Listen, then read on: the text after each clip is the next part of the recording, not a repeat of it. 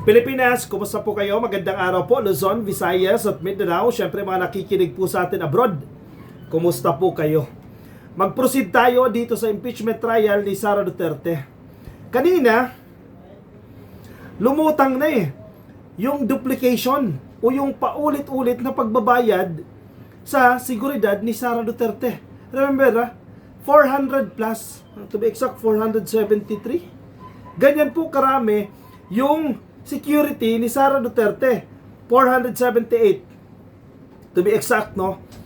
Pinapasahod na sila ng Philippine National Police, pinapasahod na sila ng Armed Forces of the Philippines, tapos lumalabas na nakakatanggap din sila mula doon sa pera ng confidential funds. O sige, kasi parang ang pinapalabas nila o hindi naman pala napunta kay Sara Duterte napunta din naman pala sa mga empleyado niya. Bawal po yun. Sa gobyerno, ang tawag natin dyan, halos double compensation yan. Yung mga nagtatrabaho sa gobyerno, alam nyo yan, yan po yung mga nadi-disallowed na mga additional allowances. Limitado lang po, restricted, controlled ang allowance na pwede mong ibigay sa bawat empleyado ng gobyerno. Kasi kapag puro allowance, sobra-sobra yung allowance, hindi naman authorized yan, babalik tayo sa mga nakaraang dekada na inaabuso yung pondo ng gobyerno. Kaya nga ipinagbawal po yan. Paano ba naman parang lumalabas doon sa hearing, meron na pong sahod mula sa AFP at PNP, itong mga security, nag-request pa ng allowance. Ano yun? Binayaran na sila, babayaran mo pa ulit. Pang-aabuso pa rin yan sa kaban ng bayan. Sige, let's accept worst case scenario. Napunta yung ilan sa mga milyones sa pasahod sa mga tao na yan. Bawal po yan. At pananagutan po ni Sara Duterte yan.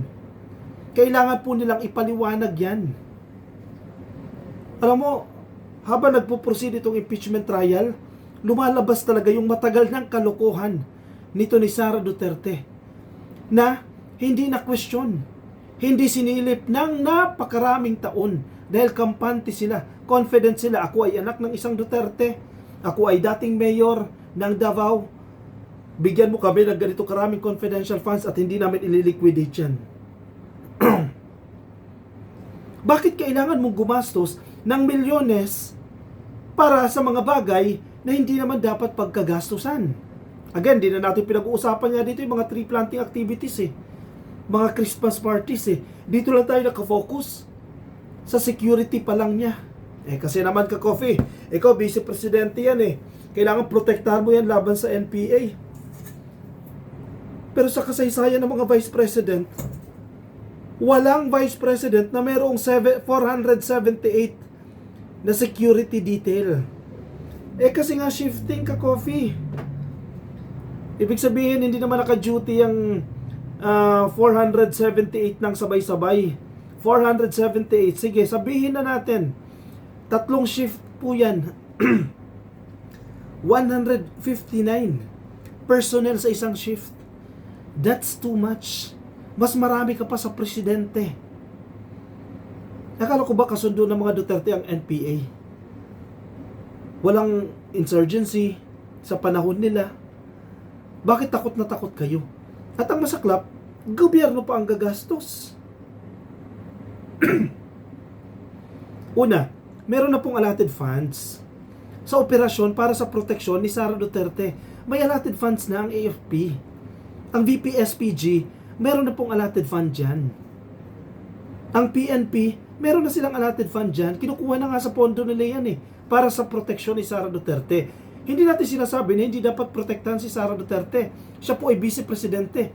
Pangalawa sa pinakamataas na tao sa Pilipinas, kaya dapat po siyang protektahan. Pero, too much naman yan. Anong kinakatakot mo? Bakit kailangan mo ng 478 na personnel at 473 ang aktual na nagre-report for duty? Nabawasan lang po ng 5. That's too much still. Ano daw po yung hinihingi? Naku naman humingi daw po ng special duty allowance. Sa mga sundalo dyan, sa mga pulis dyan, hindi ka ba magagalit? Kayo ba merong special duty allowance? Pare-parehas lang naman kayo. Pare-parehas kayo sundalo, pare-parehas kayo pulis. Nakakatanggap din ba kayo ng special duty allowance na hiningi para sa VPSPG? Di ba unfair yun? Kaya nga ni-restrict na yan eh. I'm not particular doon sa eksaktong regulation. Bawal po yung mga excessive allowances. Even nga yung mga sasakyan eh, na pwedeng gamitin ng mga government officials eh. May brand lang na pwede mong i-procure. Hindi pwedeng luxurious. Ah, syempre, Sara Duterte yan eh. Di ba? Lulusutan at lulusutan yan eh. Bakit kailangan mo paggastusan? Paulit-ulit tayo ha. Bakit kailangan mo paggastusan ang isang grupo, VPSPG, na meron na pong sariling pondo, meron na pong sariling command structure, established na po yan, separate entity po yan, doon sa confidential funds na dapat pagkagastusan ni Sara Duterte, may sariling government support na po na natatanggap yan. Bakit gagastos ka pa dyan? Remember, isang trabaho, dalawang pondo, baka hindi nga lang dalawa, baka tatlo pa yan. Tama ba yun? Marami na nga tayong kababayan na naghihirap eh, mga dinis, kayo na nga, nagre-reklamo kayo eh. Naghihirap ang kababayan natin, tapos okay pa sa inyo yan? Porket security ni Sara Duterte, napakaraming allowances. Kasi generous si ma'am eh. Generous si Sara Duterte, may special allowance eh. Ano yun? Bayad na ng gobyerno, babayaran pa, kukunin doon sa confidential funds. Alam mo, good thing din eh. Malaking bagay din na na-discover itong kalokohan ni Sara Duterte. Kasi kung eventually maging presidente ito, may chance, until now, di pa naman siya impeach eh. Walang question. Wala nang Marcos, wala nang si PBBM na magkakaroon ng lakas ng loob na buwagin itong mga sistema na ito ng korupsyon na namayagpag na sa mga ilang dekada. Wala nang question. Si Digong mismo, na very strong yung image, very powerful, yan yung gusto nilang i-portray. Kaya mo bang kalabanin yan kung hindi ikaw si Marcos?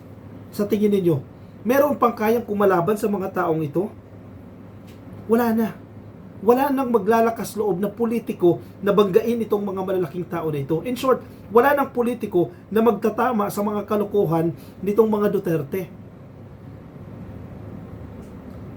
Let's change the term, magtatama.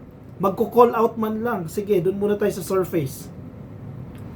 Walang politiko na kayang gawin yung ginawa ni Marcos, itong administrasyon na ito, na banggain yung malalaking tao na namayagpag na for the longest time, hindi nakukulong, kahit masama na yung ginagawa, kahit may mga kalokohan na hindi nakukulong. Di ba? Matagal na po nilang ginagawa yan. Kung masisilip nga lang itong confidential funds ni Sara Duterte, ani Digong, nung siya po'y presidente, mas marami pa po yung lalabas sa mga kalokohan dyan. Kasi sino ba nag-coach dyan kay Sara? Sino ba nagturo dyan? Eh di yung tatay. Sila yan. In short, gawain na ng tatay yan. 6 na taong ginawa yan. Kasi long time practice na nila yan eh. Diyan sa Davao eh. Lumawak lang yan. Na-magnify lang po yan eh. O si Digong naging presidente na, malamang ganyan din ang ginawa niya sa confidential funds. Umalis siya. Definitely, ibinili niya yung anak niya. O kung nakausap niya ito si Colonel Raymond Lachica, o ikaw na bahala, siya ang group commander ha. Sa kanya binibigay ni Gina Acosta yung salapi. O kung nakausap ni Digong yan, o ikaw na bahala dyan sa anak ko, alam mo nang gagawin dyan. Diba? Kasi nakaset up nila yung system eh. O Gina Acosta, taga-withdraw. Pag na-withdraw na ni Gina Acosta, hindi ibibigay kay Sara Duterte. Para dumating man yung magkabulilyasuhan na ang justification nila, hindi nahawakan ni Sara ang pera. Hindi ka nakita ni Sara Duterte ang pera. Yan ang narrative na pinapalabas nila. O na-withdraw na ni Gina Acosta, o punta mo na kay Lachica yan. O si Lachica na yung magdi-dispose, etc. Tinatanggal nila sa eksena si Sara Duterte. Pero kung babalik-balikan mo, kung magiging objective ka doon sa sinasabi ng mga tao, iisa ang nagtuturo, iisa ang mastermind. Nag-utos kay Gina Acosta, si Sara Duterte. Definitely, I assume kay Fajarda na biglang na-stroke yung SDO ng DepEd, si Sara Duterte. Ang nag-utos kay Lachica, si Sara Duterte. Lahat yan si Sara Duterte. Malinaw na malinaw. Lumabas po yan sa pagdinig na yan. Sa impeachment trial. Alam mo kung titignan mo yung impeachment trial, no? habang tumatagal lumalabas talaga yung dumi. Kasi naipapaliwanag, in fairness, mahuhusay yung mga abogado Naipapaliwanag, nakakalkal itong mga kalokohan na ito. Doon na tayo sa mga pangalan. Sabi nga ni Chis Escudero, no? Bakit nyo kailangan madaliin yung confidential funds? Yung 125 million, bakit in 11 days you have to consume all those money? Kasi nga, ano lang yun kumbaga, wala naman talagang plano. Meron plano, nakawin yung pera na yan.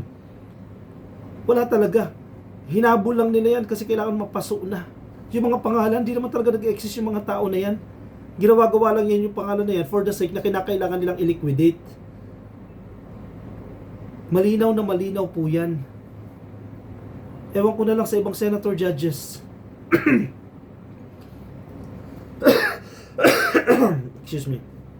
Kung boboto pa rin kayo para ma-acquit si Sara Duterte, napakalinaw ng ebidensya, napakarami ng ebidensya, winaldas, ninakaw, hindi tama yung paggastos ni Sara Duterte, siya ang head dito sa confidential fund, sa millions of pesos na pera ng taong bayan. Magising po kayo sa mga senator judges. Malinaw na malinaw na malinaw ang mga ebidensya. Hindi nagsisinungaling yung mga ebidensya na yan. Supported with evidence, supported with documents, supported with testimonies. Tanga na lang talaga ang maniniwala kay Gina Acosta at sa defense na obvious na ninakawan na ang taong bayan, di ba?